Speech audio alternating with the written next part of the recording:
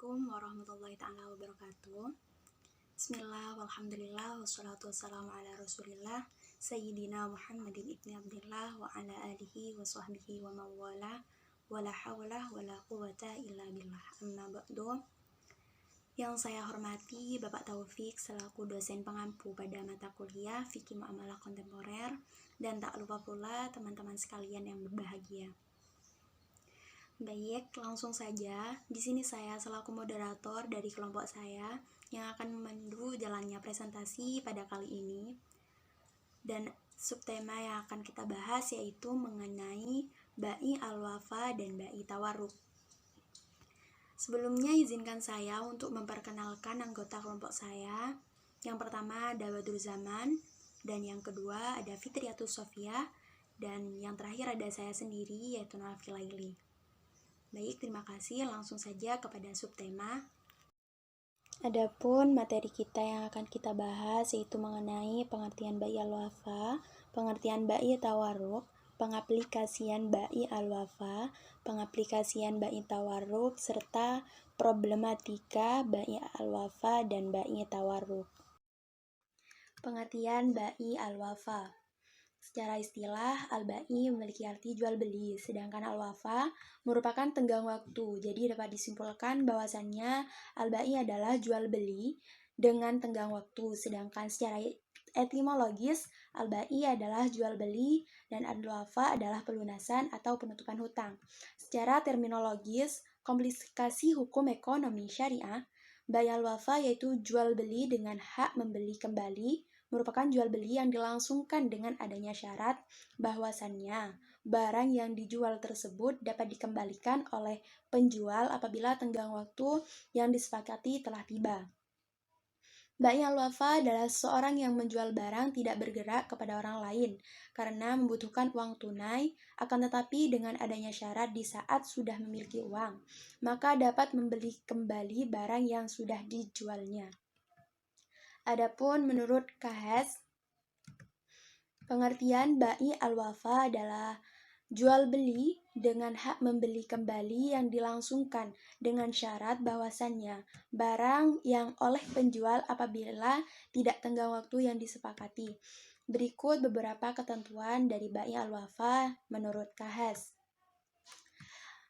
Adapun yang pertama yaitu dalam jual beli yang bergantung pada hak penebusan, penjual dapat mengembalikan suatu uang seharga barang yang dijual dan menuntut barangnya dikembalikan.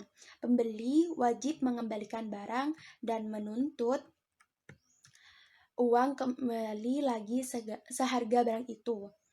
Yang kedua yaitu dalam jual beli yang bergantung pada hak penebusan, tidak boleh dijual kembali kepada pihak lain, baik oleh sang penjual atau oleh pembeli, kecuali sudah ada perjanjian antara kedua belah pihak.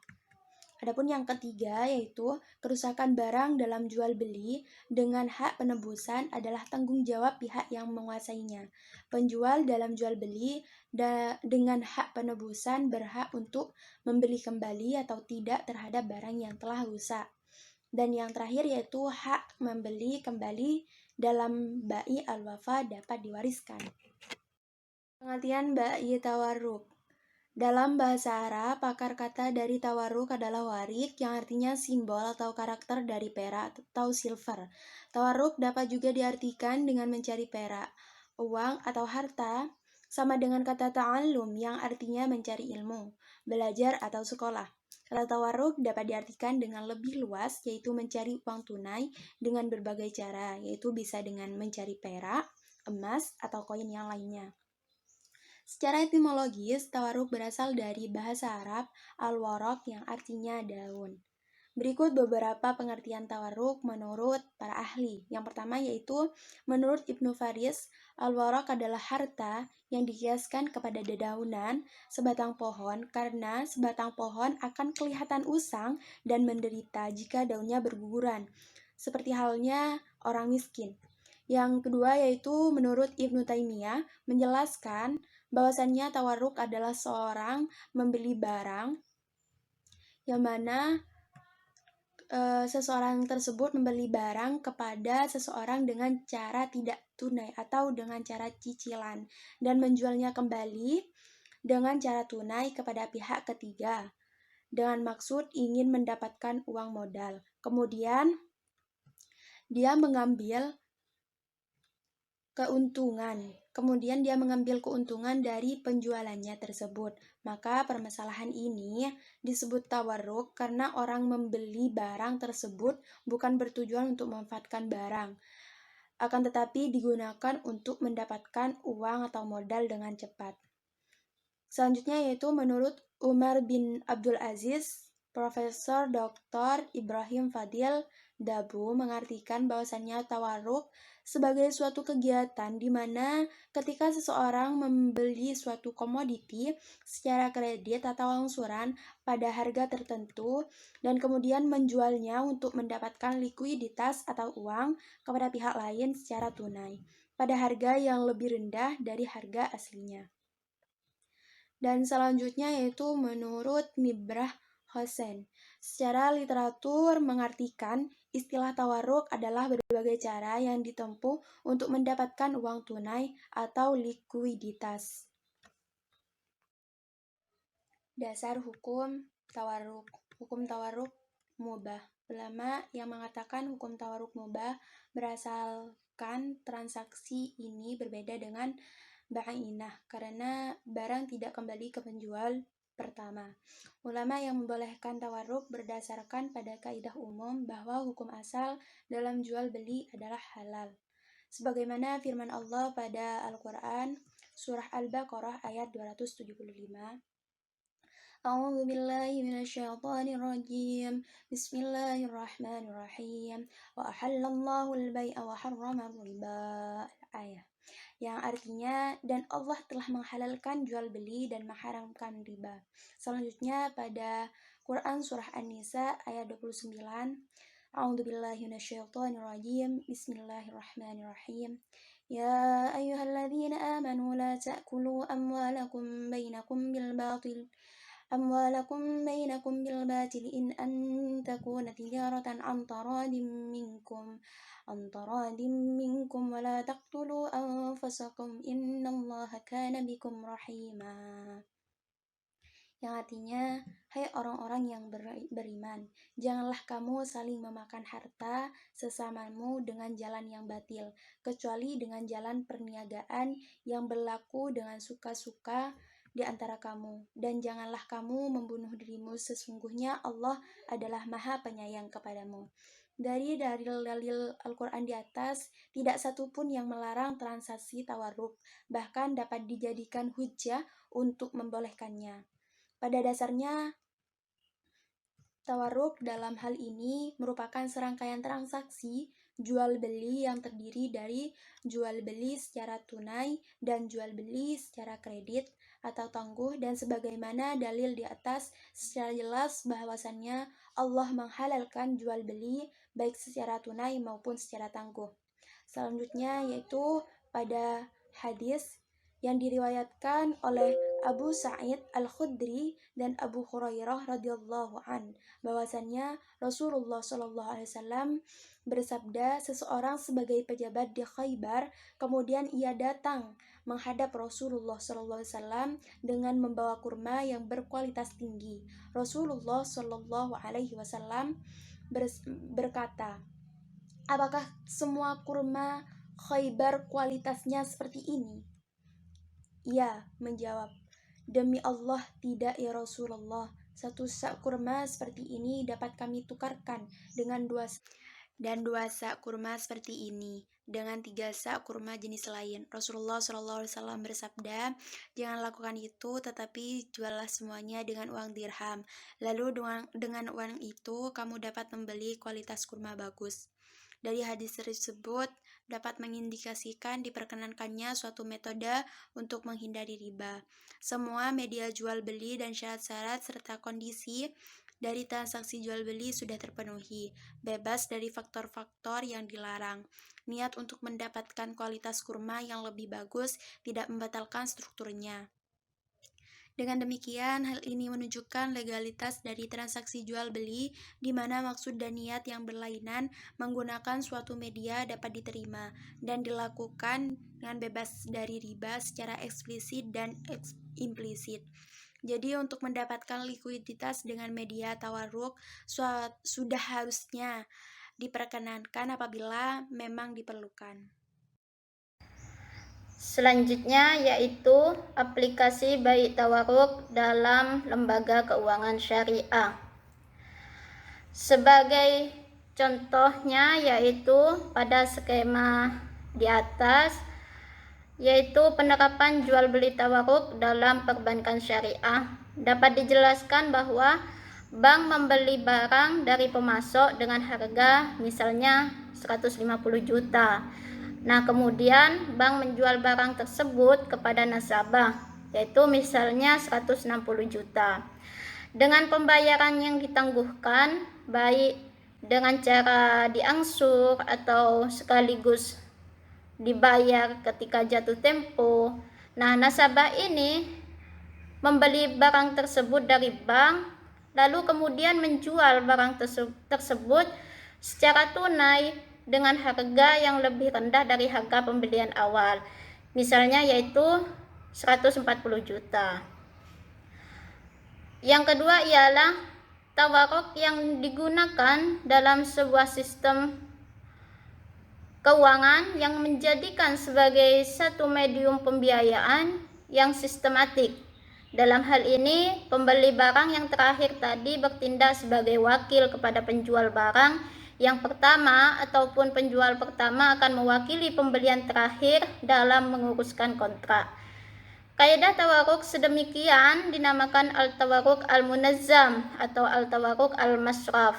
Jenis ini selalu digunakan oleh sistem perbankan modern untuk memudahkan para pelanggan mendapatkan uang tunai atau cash tanpa perlu mencari pembeli barang yang dibeli dari bank. Baik, saya akan melanjutkan materi berikutnya, yaitu mengenai aplikasi bai al-wafa dan bai tawarruk dalam lembaga keuangan syariah. Berikut ini merupakan skema atau mekanisme penerapan dari akad bai al-wafa. Yang pertama yaitu melengkapi persyaratan berupa formulir, proposal, dan surat penting. Nasabah wajib mengisi formulir pengajuan pembiayaan dan surat permohonan. Pengisian formulir ini disertai dengan penyerahan surat-surat penting seperti fotokopi kartu identitas pemohon, identitas wali, kartu keluarga, rekening listrik atau PDAM kurang lebih 3 bulan terakhir, dan juga penyerahan proposal mengenai usaha yang dijalankan serta gambaran pengalokasian dana yang akan dipinjam. Selanjutnya, survei nasabah. Pihak BMT melakukan survei. Di dalam survei biasanya ada beberapa hal yang menjadikan anggota layak diberikan pinjaman atau tidak, yaitu meliputi karakter, kapital, kolateral, dan condition. Yang ketiga yaitu pelaporan AO kepada atasan. Pelaporan account officer kepada atasan yaitu pengambilan keputusan oleh atasan BMT. Apabila dinyatakan layak maka akan dicairkan, dan apabila dinyatakan tidak layak maka akan diberikan surat pemberitahuan. Lalu yang keempat yaitu perjanjian yang dilaksanakan oleh kedua belah pihak. Kedua belah pihak ini melakukan perjanjian dalam akad bai al-wafa. Nah, dalam akad ini kedua pihak saling melakukan perjanjian yang mana pihak BMT tidak akan menjual agunan kepada siapapun kecuali pada penjual. BMT mempunyai hak untuk memanfaatkan agunan. Agunan dimanfaatkan pada penjual dengan dikenai biaya atau yang dibayar tiap bulannya selama waktu yang telah ditentukan. Dan apabila anggota mampu mengembalikan pembiayaan yang diberikan, maka BMT wajib mengembalikan agunan pada penjual. Yang selanjutnya yaitu penyerahan dana. Pada penyerahan dana ini dilakukan setelah melakukan penyerahan pinjaman dari BMT kepada anggota atau nasabah pihak BMT, yaitu dengan yang pertama memandu doa bersama, yaitu dengan harapan yang diberikan mampu memberikan manfaat pada anggotanya.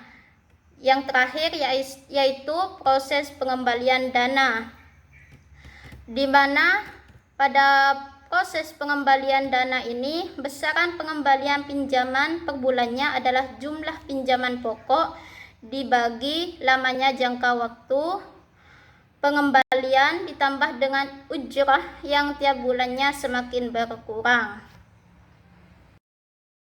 Baik, selanjutnya yaitu problematika kontemporer baik al-wafa dan baik tawarruk. Yang pertama, problematika baik al-wafa. Dalam hukum positif di Indonesia, baik al-wafa ini mendapatkan payung hukum yang tertuang dalam kompilasi hukum ekonomi syariah buku 2 tentang akad bab 1 ketentuan umum pasal 20 ayat 41 yang berbunyi, baik al-wafa atau jual beli dengan hak membeli kembali adalah jual beli yang dilangsungkan dengan syarat bahwa barang yang dijual tersebut dapat dibeli kembali oleh penjual apabila tanggal waktu yang disepakati telah tiba. Baik al-wafa ini dikategorikan sebagai jual beli yang dibolehkan apabila dilihat dari sisi si pembeli bisa mengambil manfaat dari barang yang dibelinya. Tetapi bisa juga dikategorikan kepada jual beli fasid, karena kedua belah pihak bisa memfasid atau membatalkan akad jual beli. Dan bisa pula dikategorikan kepada gadai karena pembeli tidak bisa menjualnya kepada pihak lain. Baik al-wafa merupakan salah satu akad dengan adanya kepercayaan dalam bentuk jual beli yang berlandaskan pemeliharaan hak-hak dari kedua belah pihak yang bertransaksi. Di dalamnya juga bercampur antara akad jual beli dan akad gadai, akan tetapi yang lebih dominan di dalamnya adalah hukum akad gadai. Para ulama seperti Maliki, Imam Hambali, Imam Syafi'i dan ulama mutaqaddimin dari Imam Hanafiyah berpendapat bahwa baik al-wafa hukumnya fasid karena adanya persyaratan penjual membeli kembali barang yang telah dijualnya itu menyalahi ketentuan hukum jual beli, sesuai dengan sebuah hadis yang berbunyi an Abi Hanifah wa akhrajahu Amr fi riwayatin min ulumil hadis bilafdil madhkur naha sallallahu alaihi wasallam an bai'in wa syartin. Artinya, dan hadis yang dikeluarkan dalam kitab Ulumul Hadis dari riwayat Abu Hanifah dan dari Amr yang telah terkenal lafadznya, Rasulullah SAW melarang jual beli yang diiringi dengan syarat. Dan selanjutnya yaitu problematika bai' tawarruk.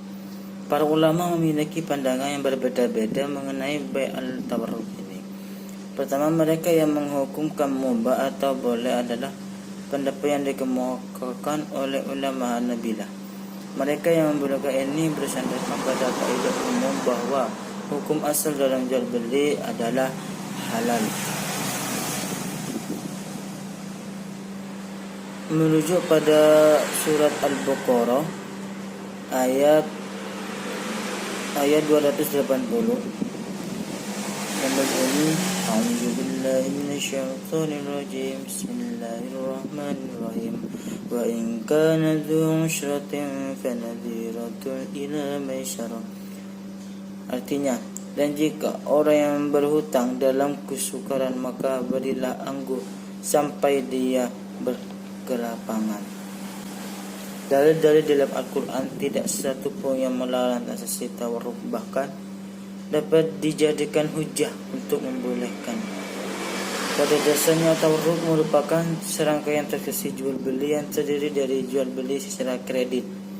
Dan sebagaimana dalil yang telah disebutkan bahwa Allah Subhanahu wa taala menghalalkan jual beli baik secara tunai maupun secara kredit atau biaya tanggung. Dan juga menurut ulama kontemporer, salah satunya yaitu Syekh Nizam Yaqub yang terkenal sebagai penasihat syariah di peringkat antarabangsa. Beliau berpandangan bahwa pembiayaan berdasarkan tawarruk secara terancam tidak bertentangan dengan prinsip syariah. Beliau juga menyatakan bahwa segala suatu peraturan dilaksanakan dengan benar. Baik al-tawarruk adalah akad dan mekanisme yang boleh diaplikasi. Ada juga dari Asnan Hasan, salah satu seorang pakar syariah dalam bidang perbankan dan keuangan Islam, berpendapat bahwa pada masa kini akad transaksi bai al-tawarruk ini perlu diteruskan. Namun begitu pelaksanaannya perlu rancang lagi serta diperketatkan agar di dalamnya tidak terjadi unsur ribanya.